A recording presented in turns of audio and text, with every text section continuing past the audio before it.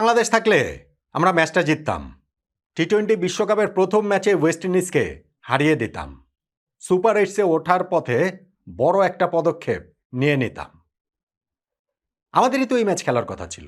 আমরা শেষ পর্যন্ত টি-20 বিশ্বকাপ খেলিনি বলেই তো সেই জায়গাটায় স্কটল্যান্ড নিয়েছে, এবং স্কটল্যান্ড ওয়েস্ট ইন্ডিজকে এমন একটা জায়গায় নিয়ে গিয়েছিল, ওই অবস্থাতে যদি বাংলাদেশ পেয়ে যেত না ক্যারিবিয়ানদের, তাহলে আমরা জিততাম। কে জানে আমাদের ওই অবস্থা লাগতো না।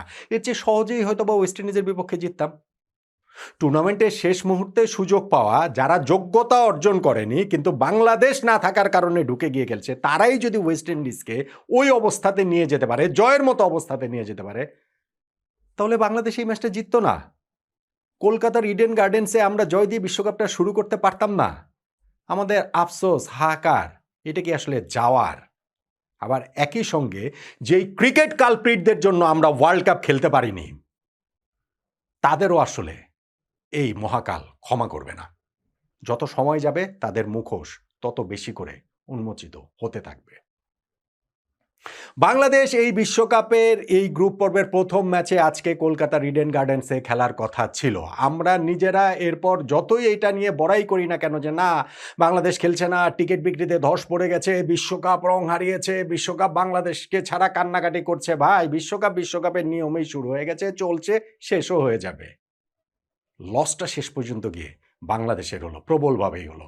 আর স্কটল্যান্ড আজকে যেইভাবে ওয়েস্ট ইন্ডিজকে চেপে ধরেছিল, আমি তো স্কটল্যান্ডেরই সাপোর্টার, আগেই বলেছি। ওই যে ভিডিও যে করেছিলাম ফেভারিট টপ 10, তার মধ্যে স্কটল্যান্ডকে নাম্বার 10-এ রেখেছি শুধুমাত্র বাংলাদেশকে তারা রিপ্লেস করেছে ওই রাগ ক্ষোভ জেদ থেকে, এবং আজকেও সাপোর্ট দিচ্ছিলাম, কিন্তু সেই সাপোর্টে শেষ পর্যন্ত খুব একটা কাজ হলো না।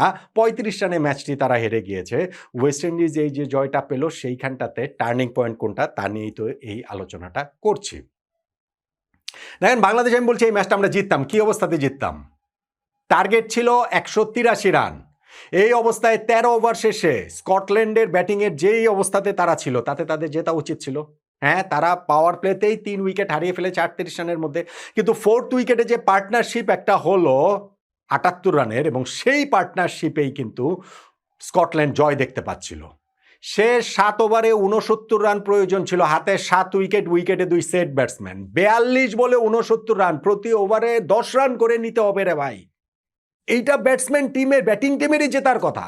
এবং ভাই, আমরা এর চেয়ে অনেক সহজ ম্যাচও হেরে গেছি, সেটা অন্য আলোচনা, কিন্তু ধরেন এরকম একটা অবস্থাতেও যদি আমরা পেয়ে যেতাম ওয়েস্ট ইন্ডিজকে, তাহলে আমরা জিততাম। না, আমাদের 3 উইকেট চলে গেলেও ওইখানটাতে আমাদের যে ব্যাটিং লাইন আপ যারা থাকতেন, ওরকম একটা পার্টনারশিপ যদি হয়ে যেত, বাংলাদেশ ম্যাচটা জিতত। স্কটল্যান্ড জিততে পারেনি। স্কটল্যান্ড অভিজ্ঞতায় মার খেয়ে গেছে। তারা ওই জায়গাটাতে যখন বেরিংটনের উইকেটটা হারালো, পার্টনারশিপটা ব্রেক হলো, জেসন হোল্ডারের একটা স্লোয়ারে তিনি হচ্ছে ডিপ পয়েন্টে ক্যাচ দিয়ে আউট হলেন। এরপরেই তারা পরের ওভারটাতে ওই যে টম ব্রুস, যিনি হচ্ছে আরেক সেট ব্যাটসম্যান, তিনিও আউট হয়ে গেলেন মোটির বলে এলবিডব্লিউ হয়ে। তারা আর খেই রাখতে পারেনি বলতে এমনভাবেই পারেনি, ধরেন রোমারিও শেফার্ড হ্যাট্রিকই করে ফেললেন, একেবারে তিনি 4 উইকেট নিয়ে নিলেন, ম্যাচে তার 5 উইকেটও হয়ে গেল, এবং তাতে করে তারা 35 রানে ম্যাচটা হেরে গেল। যেই ম্যাচটা তাদের জেতার এভরি পসিবিলিটি ছিল, 42 বলে মাত্র 69 রান প্রয়োজন ছিল, 7 ওভারে ওভার প্রতি 10 রান করে প্রয়োজন ছিল, সেইখানে 35 রানে হার তো টি-20-তে বেশ বড় ব্যবধানে হার, কিন্তু ওই শেষ দিকে তারা এই লেজে গোবরে ব্যাটিং করার কারণেই জিততে পারেনি। বাংলাদেশ থাকলে জিততো, হয়তো বা জিততো। এখন এই যে যেভাবে তারা পা হরকালো, স্পেশালি যে উইকেটটা যে ব্রেক হলো, ব্যারিংটনের উইকেটটা নিয়ে যে ব্রেক থ্রুটা দিলেন জেসন হোল্ডার, এইটাকে কি টার্নিং পয়েন্ট বলবেন? এখন ওয়েস্ট ইন্ডিজের ব্যাটিং ইনিংসটা আমাদের একটু দেখতে হবে। তারা যে 182 রান তুলেছে, সেই 182 রানের মধ্যে প্রথম পাওয়ার প্লেতে তো ওয়েস্ট ইন্ডিজ কোনো উইকেট না হারালেও মাত্র 33 রান তুলেছিল। হ্যাঁ, তারপরের ওভারটাতে 17 রান নিয়ে তার একটা কামব্যাক করার চেষ্টা করেছে, কিন্তু স্কটল্যান্ড আবার ওয়েস্ট ইন্ডিজের 2 ওপেনারকে, শেহব এবং ব্রেন্ডন কিংকে আউট করে দিয়ে তারাও আবারও কামব্যাক করলো, এবং 10 ওভার শেষে ওয়েস্ট ইন্ডিজের রান ছিল 2 উইকেটে 66। সেইখান থেকে পরের 10 ওভারে, শেষ 10 ওভারে তারা আরও 116 রান নিয়েছে। এর মধ্যেও শেষ 2 ওভারে মাত্র 5 রানের বেশি, 15 রানের বেশি নিতে পারেনি, অর্থাৎ 11 থেকে 18, এই 8 ওভারে ওয়েস্ট ইন্ডিজ 101 রান তুলে নিয়েছে। এবং সেইখানটাতেই সিমরন হেটমায়ারের ওই ব্যাটিং, তার ওই ব্যাটের ঝড়, যেইখানে তিনি মাত্র 22 বলে 50 করেছেন, টি-20 ওয়ার্ল্ড কাপে ওয়েস্ট ইন্ডিজের ব্যাটসম্যানদের মধ্যে দ্রুততম বলার হিসেবে 50 তিনি করলেন এবং সেইখানটাতে ক্রিস গেইলের রেকর্ডটা, যিনি 23 বলে 50 করেছিলেন অস্ট্রেলিয়ার বিপক্ষে 2009 সালে, সেই রেকর্ডটা হেটমায়ার ছাড়িয়ে গেলেন। যিনি একটা ইনিংস খেলেছেন 36 বলে 64 রানে 6টা ছক্কা তার ইনিংসে ছিল, এই হেটমায়ারের ইনিংসটাই ডিফারেন্স মেক করে দিয়েছে। 19 নম্বর ওভারে গিয়ে তিনি আউট হয়েছেন দুর্দান্ত একটা ক্যাচের শিকার হয়ে। পরে অবশ্য তিনি নিজেও আবার একটা দুর্দান্ত ক্যাচ ধরেছেন ফাইন লেগ থেকে দৌড়ে গিয়ে। ম্যাচ শেষে প্রেজেন্টেশন আমি দেখছিলাম যে হেটমায়ার বলছিলেন ব্যাটিংয়ের চেয়ে ওই ক্যাচ ধরাটা তাকে বেশি আনন্দ দিয়েছে, এক হাতে ঝাঁপে পড়ে খুব ভালো একটা ক্যাচ তিনি ধরেছেন। সো এই হেটমায়ারের যে ইনিংসটা 36 বলে 64 রানে, সেইটাই ডিফারেন্স মেকার। 11 থেকে 18 ওই 8 ওভারে যে 101 রান তুলে নিয়েছে ওয়েস্ট ইন্ডিজ, সেইটাই ডিফারেন্স মেকার। এবং আরো নির্দিষ্ট করে বললে হেটমায়ার তো আউট হতে হতে বেঁচে গিয়েছেন বেশ কয়েকবার। স্পেশালি তিনি ক্রিজে যাওয়ার সঙ্গে সঙ্গে মুখোমুখি হওয়া সেকেন্ড বলটাতেই তার টপ এজ হয়ে গিয়েছিল, কিন্তু বলটা নোম্যান্স ল্যান্ডে পড়ে, ক্যাচটা কারো হাতে যায়নি। এবং তিনি যখন 17 রানে, তখনও ওই একই রকমভাবে আরেকটা টপ এজ হয়, সেইটাও নোম্যান্স ল্যান্ডে পড়ে, ক্যাচটা কারো হাতে যায়নি। এই সেকেন্ড যে নোম্যান্স ল্যান্ডে পড়লো টপ এজ হওয়ার পরপর 2টা বলে তিনি ছক্কা মেরে দিলেন এবং ওইখান থেকে তাকে আর থামানো যায়নি।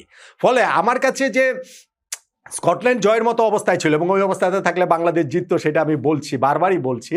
তবে সেইটাকে ছাপিয়ে আমার কাছে মনে হয়েছে যে সিমরন হেটমায়ারের যে ইনিংসটা, সেইখানে ওয়েস্ট ইন্ডিজ 182 রান তুলে ফেললো এবং সেইখানটাতে তার ইনিংসের শুরুতেই 0 রানের মাথায় এবং 17 রানের মাথায় 2বার টপ এজ হওয়ার পরও যে সেইটা ভাগ্যক্রমে নোম্যান্স ল্যান্ডে পড়ছে, যেখানে কোনো ফিল্ডার ছিল না, সেইটাই আসলে ডিফারেন্সটা মেক করে দিয়েছে বলে আমার কাছে মনে হয়। সেইটাইতে আমার কাছে ওয়েস্ট ইন্ডিজের এই 35 রানের জয়ে টার্নিং পয়েন্ট।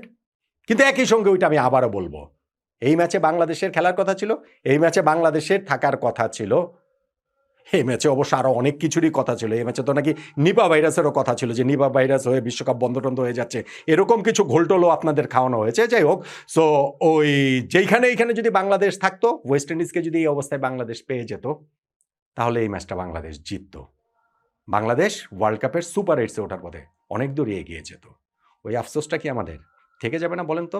ওই রাগটাও কি আমাদের থেকে যাবে না বলেন তো?